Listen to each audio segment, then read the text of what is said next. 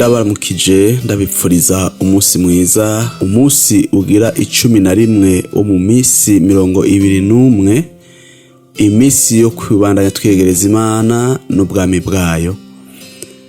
Ingingo y'umunsi, urukundo nk'itegeko rishasha. Turasoma mu butumwa bwiza bwa Yesu Kristo nkuko bwanditswe na Yohana igice ca 13 duhere ku murongo wa 34. Haravuga ngo, ndabaha icagezwe gisha, nimukundane nkuko nabakunze abe ariko namwe mukundana.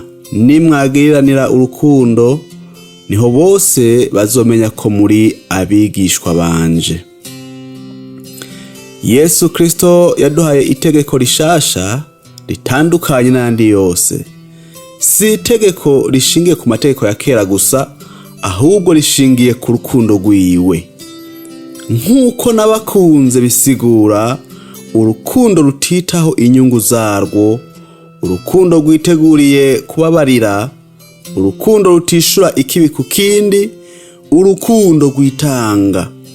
Yesu ntiyavuze ati muzokundane uko mubishoboye, oya, ahubwo yavuze ati nkuko nabakunze. Iryo ni ihamagarwa rikomeye, kuko Kristo yadukunze gushika aho yitanga ku musaraba. Urukundo rero si amajambo meza gusa, ahubwo n'ingendo, n'ingingo dufata, nuko twakira abandi, nuko tubabarira, nuko dufashanya. Yesu yavuze ko urukundo ari cyo kimenyetso c'abigishwa biwe. Si amazina y'ishengero, si ibikorwa vyinshi, eka mbere si n'amasengesho menshi gusa. Ni urukundo rwiyerekana mu buzima bwa misi yose. Iyo dukundanye nkuko Kristo yadukunze, abantu babona Kristo muri twebwe.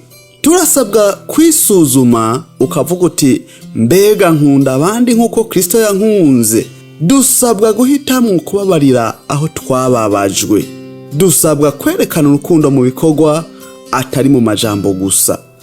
Dusabwa guhindura urukundo nk'ihame ridutwara mu migenderanire yose.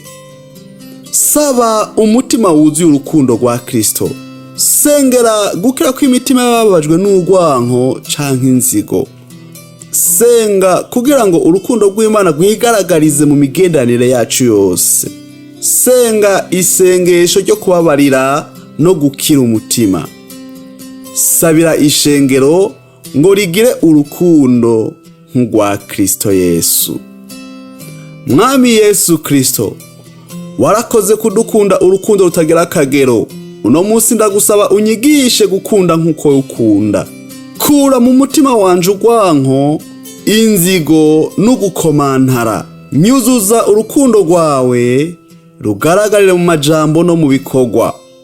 Nkore ibyo abantu babona ko ndi umwigishwa wawe vy'ukuri. Ndizeye mu izina ryawe ryera. Amen. Iyumvira uti, ninde nkeneye gukunda ku bw'aya majambo dusomye uyu munsi? Sangira n'abandi icyo urukundo rwa Kristo rwakwigishije uyu munsi. Menya neza, urukundo si ico tuvuga, nuko tubana n'abandi.